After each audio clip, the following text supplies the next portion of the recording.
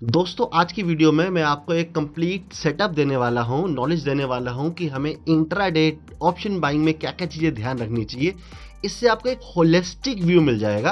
आप अपना setup, stop loss, entry, target सब उस तरह से डिज़ाइन कर सकते हैं। तो आज की वीडियो में हम समझेंगे इंट्राडे ऑप्शन बाइंग दिन के किस टाइम करनी चाहिए, मतलब सुबह, दोपहर, शाम कब हमें इंट्राडे ऑप्शन बाइंग करनी चाहिए। हमारा पोजीशन साइज़ क्या होना चाहिए, कौन से टाइम फ्रेम को देखना चाहिए, 5, 10, 15, 20, कौन कितने मिनट की कैंडल स्टिक को देखना चाहिए, कौन सा स्ट्राइक प्राइस चूज करना चाहिए, रिस्क एंड रिवॉर्ड क्या होना चाहिए, एंड फाइनली मेरी एडवाइस क्या है as a intraday option buying करने के लिए आप लोगों को।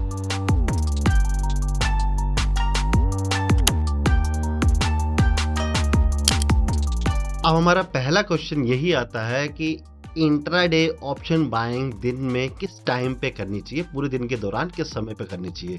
देखिए दोस्तों, अगर ऑप्शन बाइंग पूरा दिन करते रहेंगे तो ओवर ट्रेडिंग हो जाएगी, पैसा तो नहीं बनेगा और लॉस ही होगा, और अगर प्रॉफिट हो भी जाता है तो काफ़ी सारा पैसा चार्जेस में चला जाएगा।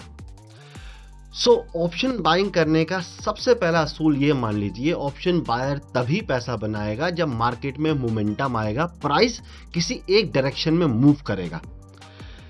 तो इसके लिए हमें ये देखना होगा कि प्राइस कब मूव करता है। मेरे हिसाब से मार्केट में प्राइस दो टाइम ज़्यादा मूवमेंट देता है। एक मॉर्निंग के समय जब मार्केट ओपन होती है 9:15 9:20 के आसपास, एक आपका 12:30 1 बजे के आसपास जब आफ्टरनून में मार्केट में एक मूव आता है, जब यूके या यूरोप की मार्केट्स ओपन हो जाती है तब एक मूव आता है।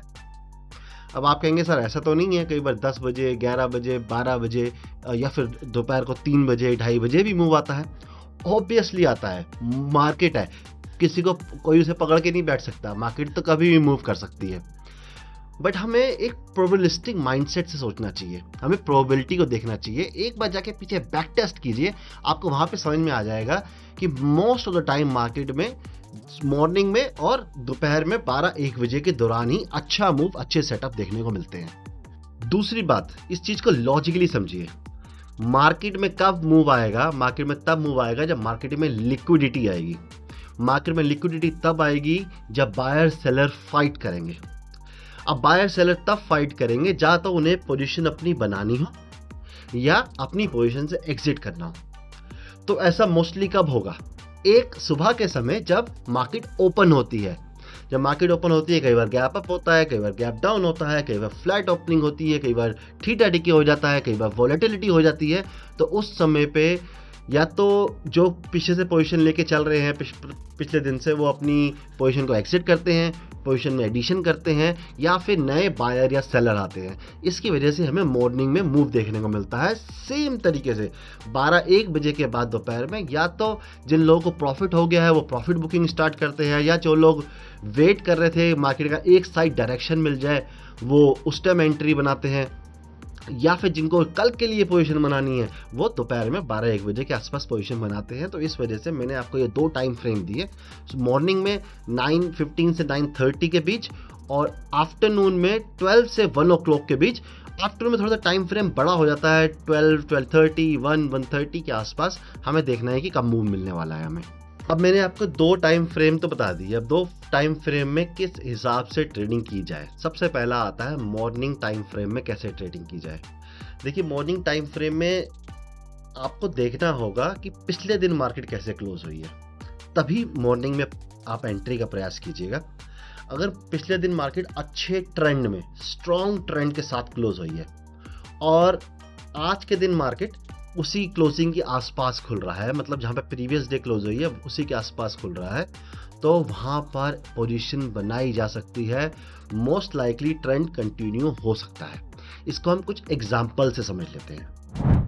अब आप यहाँ पे देखिए, यहाँ पे आपको दिख रहा है एक स्ट्रॉन्ग ट्रेंड, मार्केट ऊपर गई, एक डिप बनाई, ऊपर गई, इसे ही हम ट्रेंड कहते हैं। Higher high and lower loss, ठीक है। नेक्स्ट डे क्या हुआ, मार्केट हाई के आसपास खुली, इसको निकाला, हमें एक मूव देखने को मिला।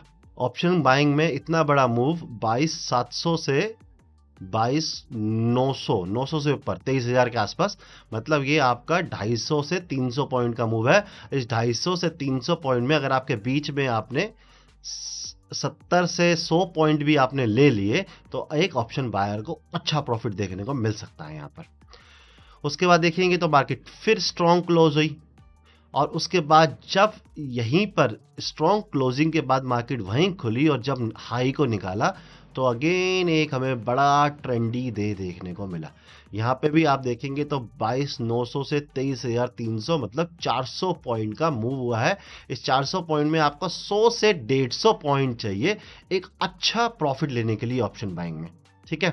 उसके बाद आप यहाँ कह सकते हैं कि आपका एक स्टॉप लॉस हिट हुआ है, स्ट्रॉन्ग क्लोज हुई, ओपन हुई, निकाल रही थी, लेकिन वापस आके स्टॉप लॉस हिट हो गया। लेकिन आप यहाँ पे देखेंगे तो यहाँ पे 50 से 70 पॉइंट का स्टॉप लॉस है, और वहीं पे आप देखेंगे यहाँ पर प्रॉफिट तो यहाँ करीब करीब मार्केट ने 200 पॉइंट मूव किया है, यहाँ पे मार्केट ने 400 पॉइंट मूव किया है। तो इस बारे में मैं आपको आगे रिस्क एंड रिवॉर्ड में समझाने वाला हूँ, ठीक है। अभी और देख लेते हैं, अब निफ्टी का एग्जाम्पल लेते हैं। यहाँ पर देखिए ये एक स्ट्रॉन्ग डाउन ट्रेंड में मार्केट क्लोज हुई थी, बट यहाँ पर जो ओपनिंग हुई है वो ओपनिंग हुई है गैप अप के साथ।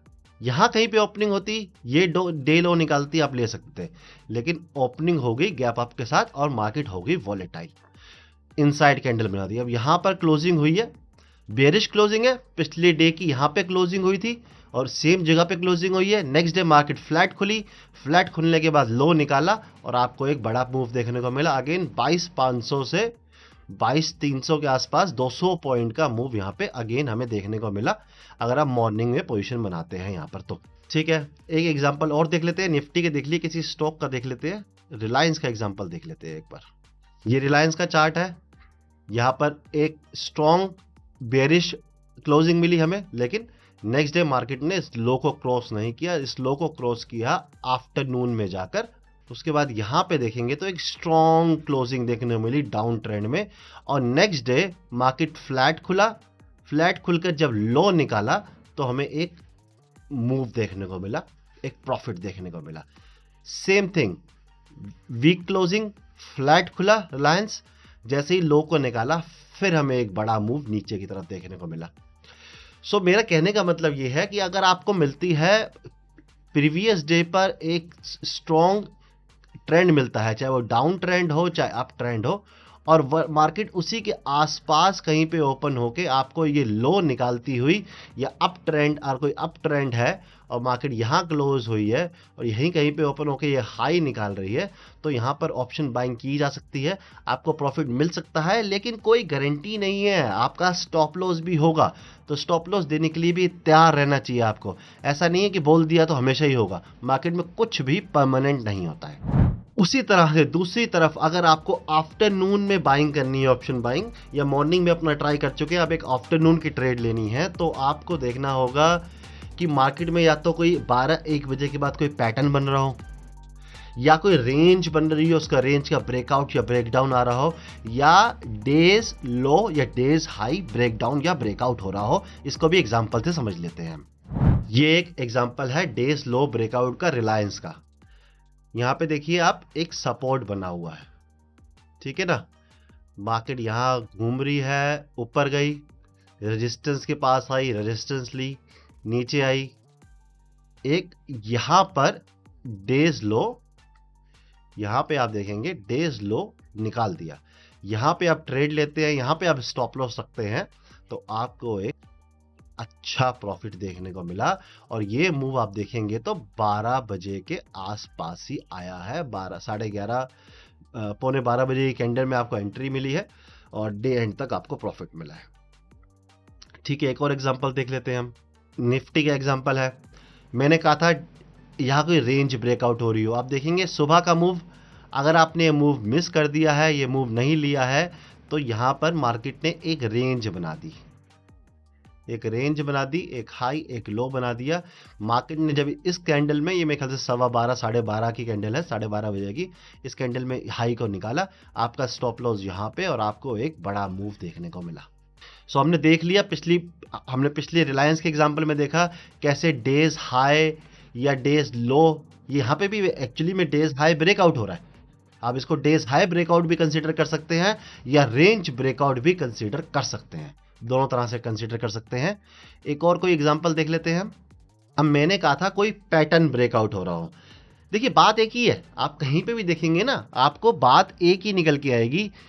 अब ये एग्जांपल देखिए, पिछला दिन स्ट्रॉन्ग ट्रेंड था, मार्केट ओपन हुई फ्लैट, लेकिन मार्केट ने हाई नहीं निकाला पिछले डे का, तो हमें मॉर्निंग में ट्रेड नहीं मिली। लेकिन यहाँ पर देखेंगे 12 बजे के आसपास हमें सब कुछ मिला है।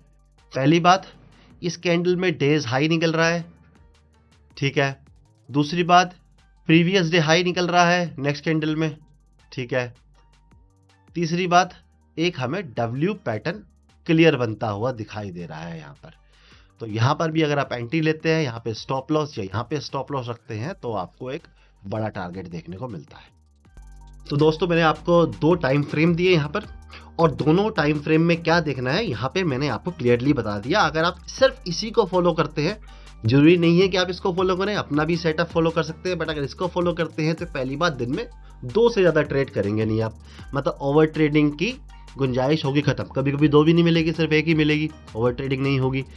दूसरी बात दोस्तों, ये इसको बैक टेस्ट कर लेना, ये ट्राइड एंड टेस्टेड मेथड है मेरा। जब मेरे पास कैपिटल कम था, मैंने कहीं ना कहीं इसी चीज़ को फॉलो कर अपने कैपिटल इंक्रीज किया, पैसे बनाए हैं। तो आप लोग भी इसको ट्राई कर सकते हैं, एक बार बैक टेस्ट जरूर कर लीजिएगा और छोटी छोटी अमाउंट से फॉरवर्ड टेस्ट करके देख सकते हैं। आप बात आती है कि इंट्राडे ऑप्शन बाइंग में पोजीशन साइज क्या रखें। देखिए इसके ऊपर मैं इस वाली वीडियो में एक बड़ा चौड़ा लेक्चर दे चुका हूँ, समझा चुका हूँ कि पोजीशन साइजिंग कैसे करनी है, कितनी क्वांटिटी में बाय करना है। आप उतनी ही क्वांटिटी में बाय करें जितनी क्वांटिटी में सेल कर सकते हैं। मतलब निफ्टी का एक लॉट में ट्रेड करना चाहते हैं तो आपके पास 30 से 40 हज़ार रुपये के आसपास होना चाहिए आपके अकाउंट में। अगर आपके अकाउंट में जितना पैसा है, आपको लगे यार इसमें तो मैं 10, 15, 20 लॉट बाय कर सकता हूं, और पूरे अकाउंट से आप ऑप्शन बाइंग करना शुरू करेंगे, तो इसकी प्रोबेबिलिटी बहुत ज़्यादा है कि आप अपना अकाउंट ब्लॉक कर देंगे। और इस बारे में मैं डिटेल्ड में बता चुका हूँ, इस वाली वीडियो में सारी कैलकुलेशन, सारा लॉजिक दे चुका हूँ। अब यहाँ पर मैं आपको एक टिप देना चाहूँगा क्वांटिटी के बारे में। आप चाहें तो फॉलो कर सकते हैं, मैं कभी कभी फॉलो करता हूँ, कभी कभी नहीं फॉलो करता हूँ, बट हाँ एक चीज़ को जरूर समझिए कि प्रीवियस डे का ट्रेंड क्या है या प्रीवियस 2-3 दिन का ट्रेंड क्या है। अगर आपको ट्रेंड की डायरेक्शन में ही ट्रेड मिल रही है तो आप अपनी 100% क्वांटिटी के साथ जाइए। देखिए trends are most likely to continue than reverse, ऐसा मार्केट में कहा जाता है। सो अगर आपको ट्रेंड के अगेंस्ट ट्रेड मिल रही है तो अपनी पोजीशन साइज को कम कर लीजिए, आप 50% तक पोजीशन साइज को लेके आ सकते हैं। अगर आप ट्रेंड के विपरीत दिशा में ट्रेड सेटअप मिल रहा है और आप ट्रेड ले रहे हैं तो, अगर आप 1, 2, 3, 4 लॉट में करते हैं तो आई डोंट थिंक इतना फर्क पड़ता है, छोटा मोटा ट्विक कर सकते हैं। 2, 3 लॉट में, 4 लॉट में करते हैं तो ट्रेंड की डायरेक्शन में 4 लॉट में ही करें, 3 लॉट में ही करें, और ट्रेंड के विपरीत डायरेक्शन में आप 1-आध लॉट अपना कम कर सकते हैं। इससे ये होता है कि देखिए ट्रेंड के साथ ना प्रॉफिट अच्छा मिलता है ऑप्शन बाइंग में। अगर आप ट्रेंड की डायरेक्शन से अगेंस्ट जाएंगे ना तो ऑप्शन में बहुत तेजी से नहीं बढ़ेगा, ऑप्शन धीरे धीरे बढ़ेगा और थीटा डे के होता रहेगा। लेकिन जब ट्रेंड की डायरेक्शन में, चाहे डायरेक्शन अपसाइड हो या डाउन साइड हो, आप ऑप्शन बाइंग करते हैं तो वहां पे ना सेलर्स ट्रैप हो जाते हैं, और वो ट्रैप सेलर जब अपनी पोजीशन काटते हैं तो आपको प्रीमियम बहुत तेज बढ़ता है, और आपको जैसे जैसे मार्केट बढ़ता है प्रीमियम में भी अच्छा मूव देखने को मिलता है। जबकि रिवर्सल में, ट्रेंड रिवर्सल जब होता है तो प्रीमियम बढ़ने में थोड़ा समय लगता है। जब ट्रेंड रिवर्सल परसिस्ट कर जाता है, जब ऑप्शन सेलर्स की पोजीशन कटने पे आ जाती है, तब जाकर हमें प्रीमियम में इंक्रीमेंट मिलता है। But again as a trader, as a technical trader, हमें ट्रेड मिलेगी तो हम छोड़ नहीं सकते, हमें लेनी पड़ेगी ट्रेड।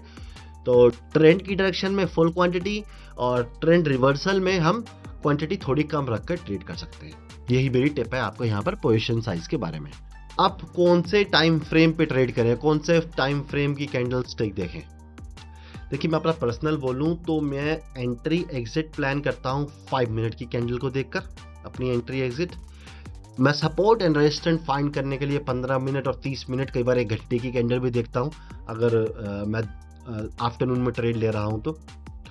और ओवरऑल एनालिसिस करने के लिए, ट्रेंड एनालिसिस करने के लिए मैं डेली चार्ट को रेफर करता हूँ। सो कभी भी एक टाइम फ्रेम के बेसिस पे आप डिसीजन बनाना आसान नहीं होता। हाँ, एंट्री एग्जिट मैं 5 मिनट की कैंडल देख के करता हूँ, क्योंकि मुझे जल्दी एंट्री करनी है ना, छोटा स्टॉप लॉस चाहिए। छोटा स्टॉप लॉस 15 मिनट की कैंडल में तो प्राइस हाथ से निकल जाएगा या फिर स्टॉप लॉस बड़ा हो जाएगा। तो मेरी कोशिश रहती है कि मैं 5 मिनट की कैंडल या 5 मिनट के टाइम फ्रेम पर मैं ट्रेड करना पसंद करता हूँ। सपोर्ट रेजिस्टेंस अगेन 15, 20 या 30 मिनट की कैंडल देख के करता हूँ।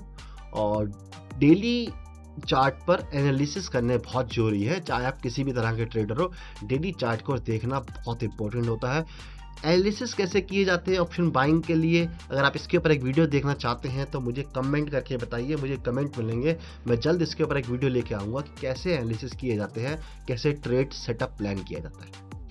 अब बात आती है कि कौन सा स्ट्राइक प्राइस चूज़ करें।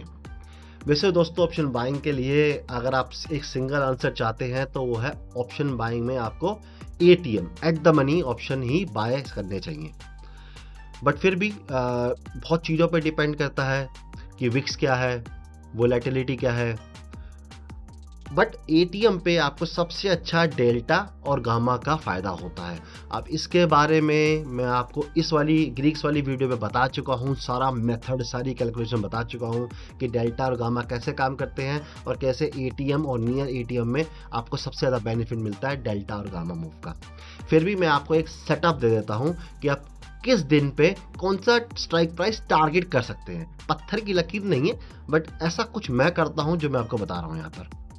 जैसे कि अगर फ्राइडे और मंडे मैं निफ्टी का एग्जांपल ले रहा हूँ, तो निफ्टी में थर्सडे एक्सपायरी होती है, तो फ्राइडे एंड मंडे मैं एटीएम बहुत मुश्किल ट्रेड करता हूँ, प्रीमियम बहुत हाई होते हैं, मुझे ऑप्शन बाइंग करना है तो स्टॉप लॉस बड़ा हो जाता है। तो फ्राइडे और मंडे मेरे 200 पॉइंट अप या डाउन जा सकता हूँ। जैसे मान लीजिए निफ्टी अगर 23,000 पे है तो मैं 23,200 की कॉल, 23,200 तक की, 23,150, 23,100, 23,200 इसी में से किसी स्ट्राइक प्राइस की कॉल बाय करना पसंद करूंगा। और पुट बाय करता हूं तो 22,800 मतलब 200 पॉइंट नीचे तक का पुट मैं बाय कर लेता हूं, उससे ज़्यादा दूर नहीं जाता हूं मैं। अगर मैं ट्यूसडे वेडनेसडे ट्रेड कर रहा हूं तो मैं 100 पॉइंट का गैप रखता हूं। अगर निफ्टी का एग्जांपल ले रहा हूं, निफ्टी अगर 23,000 पे चल रहा है तो मैं 23,100, 23,000 की भी कर सकता हूँ, 23,050 की भी कर सकता हूँ, 23,100 तक जा सकता हूँ, या छोटा मोटा 50 पॉइंट और ऊपर जा सकता हूँ। वहीं नीचे की तरफ मैं 22,900 के आसपास की कॉल बाय करना पसंद करूंगा, सिर्फ 100 पॉइंट दूर जाऊंगा मार्केट से। और थर्सडे ट्रेड कर रहा हूं तो थर्सडे मैं वैसे भी 11-12 बजे के बाद ट्रेड करता हूं। मॉर्निंग में बहुत कम ट्रेड करता हूं थर्सडे, जब तक कि बहुत बढ़िया सेटअप ना मिल जाए, क्योंकि थर्सडे थीटा डीके होना होता है और 11-12 बजे तक बहुत अच्छा थीटा डीके हो जाता है। उसके बाद आपका स्टॉप लॉस छोटा हो जाता है, तो उस टाइम पे मैं ATM at the money option trade करना पसंद करता हूँ थर्सडे वाले दिन। बाकी दोस्तों, ये कोई पत्थर की लकीर नहीं है, कोई थंब रूल नहीं है, मैं इसमें बदलाव करता रहता हूँ।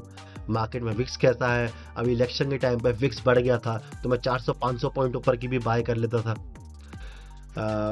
इलेक्शन से पहले जब विक्स 10, 11, 8, 9 ऐसे चल रहा था तो मैं एटीएम के आसपास ही रहता था, मुझे ओटीएम की लेने की ज़रूरत ही नहीं पड़ती थी, एटीएम इतने सस्ते होते थे। तो इसमें बदलाव होते रहते हैं, इसमें ट्वीक होता रहता है। बट एक चीज़ का ध्यान रखिए, फार ओटीएम से बचिए। फार ओटीएम में मूव आएगा तो प्रॉफिट नहीं होगा, और मूव नहीं आएगा तो थीटा डीके में वैसे ही पैसे चले जाएंगे। तो फार ओटीएम से बचिए। और अगर फार ओटीएम जाना है, व्यू बड़ा है, लंबा है, तो सेम एक्सपायरी मत ट्रेड कीजिए, नेक्स्ट एक्सपायरी ट्रेड कर लीजिए। और अगेन फिर पोजिशनल वाली बात हो गई, नेक्स्ट वीडियो में बात करेंगे। अब सबसे इम्पोर्टेंट, रिस्क एंड रिवॉर्ड क्या होना चाहिए। देखिए, ऑप्शन बाइंग में ना रिस्क एंड रिवॉर्ड बहुत इंपॉर्टेंट है। अगेन मैं इसके ऊपर सेपरेट वीडियो बना चुका हूँ, आई बटन में लिंक मिल जाएगा, उसमें मैं सारी कैलकुलेशन, सारा लॉजिक बता चुका हूँ, बहुत सारे मल्टी स्टेप दे चुका हूँ कि कैसे कैसे अपने आप को इम्प्रूव करें, कैसे रिस्क रिवॉर्ड को बढ़ाएं, कैसे ट्रेल करें, सब सिखा चुका हूँ। यहाँ ब्रीफ में बताऊँगा, मैं अपना बताऊँगा कि मैं 1:3 का मिनिमम टारगेट रखता हूँ। मैं अगर 10 रुपये का रिस्क ले रहा हूँ तो मुझे 30 रुपये का प्रॉफिट चाहिए। ऑप्शन बाइंग में तो खासकर, ऑप्शन सेलिंग में फिर भी मैं कई छोटा प्रॉफिट लेके निकल जाता हूँ, लेकिन ऑप्शन बाइंग में तो, क्योंकि ऑप्शन बाइंग में मुझे पता है ना कि स्टॉप लॉस बहुत हिट होते हैं। ऑप्शन बाइंग में मेरी जीतने की प्रोबेबिलिटी 33% है। अगर 33% प्रोबेबिलिटी है तो 1:3 से कम का अगर मैं रिस्क एंड रिवॉर्ड रखूंगा तो मैं सर्वाइव ही नहीं कर पाऊंगा। और जब मैं सर्वाइव ही नहीं कर पाऊंगा बाजार में, तो मैं ट्रेड क्यों करूं, क्यों अपना पैसा फूकूं, सब जानते हुए। तो इसलिए 1:3 का मेरा टारगेट रहता है। 1:2 में आ जाता हूँ, जब मेरा प्रॉफिट 1:2 आ जाता है तो मैं कोशिश करता हूँ कि अपना stop loss cost to cost के आसपास ले आऊँ, जहाँ पे मुझे लॉजिकल दिख रहा हो। और 1:3 के ऊपर निकल जाता है तो मैं टाइटली की ट्रेल करना शुरू कर देता हूँ, और अगर दिखता है कि निकल जाना चाहिए तो निकल भी जाता हूँ। तो 1:3 मोटा मोटा मान लीजिए, कहीं 1:2 भी मिलता है ट्रेल करके, कहीं 1:5 भी मिलता है, 1:4 भी मिलता है, तो एवरेज 1:3 1:4 मेरा निकल के आता है। आपको कैसे करना है, अगेन आई बटन में इस वीडियो को देखिए जो मैंने आपको बताई है। यहाँ तो मैंने फिर आपको पूरी वीडियो रिस्क एंड रिवॉर्ड पर बनाई है, तो आपको डिटेल व्यू मिल जाएगा। अब दोस्तों यहाँ पर मेरी एडवाइस ये है कि इंट्राडे ऑप्शन बाइंग अच्छा तरीका है पैसे बनाने का। मैं लिटरली बोल रहा हूँ, मैंने पैसा बनाया है इसलिए बोल रहा हूँ। खास करके जब विक्स कम चल रहा हो, अभी तो विक्स काफ़ी हाई चला गया था तो उस टाइम इतना फ़ायदा नहीं होता है। जब विक्स कम चल रहा हो तो इंट्राडे ऑप्शन बाइंग में अच्छा पैसा बनाने को मिल सकता है, अगर आप डिसिप्लिन के साथ अपने सेटअप को फॉलो करते हैं। इनडिसिप्लिन रहेंगे, ओवर ट्रेडिंग करेंगे, कहीं भी ट्रेड करेंगे, उल्टे सीधी पोजीशन साइंस लेंगे, तो आपका भला नहीं हो सकता। मैं क्या, कोई भी आके आपको कुछ भी सिखा ले, आपके पैसे बर्बाद होने हैं। तो अगर ऐसा करना है, डिसिप्लिन नहीं हो सकते ना, तो छोड़ दो ट्रेडिंग। किसने कहा है ट्रेडिंग करने के लिए? इससे अच्छा ना किसी म्यूचुअल फंड में एसआईपी करना शुरू कर दो।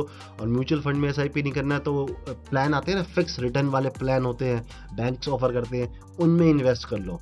पैसा बचाओगे भी और पैसा बनाओगे भी। आज के दोस्तों इतना ही। वीडियो अच्छी लगी है तो लाइक जरूर कर देना, और लाइक कर दीजिए करो यार। लाइक करते हो तो मुझे अच्छा लगता है। आई नो मैं इतनी वीडियोस नहीं बनाता हूँ, आप लोग बोलते हो सर ज़्यादा वीडियो बनाया करो, टाइम कई बार नहीं मिल पाता है, बट लाइक ज़्यादा करोगे तो मुझे भी ज़्यादा मोटिवेशन रहेगा और मैं कोशिश करूँगा ज़्यादा वीडियो बनाने की। तो आज के लिए इतना ही दोस्तों, thank you so much, tata bye bye.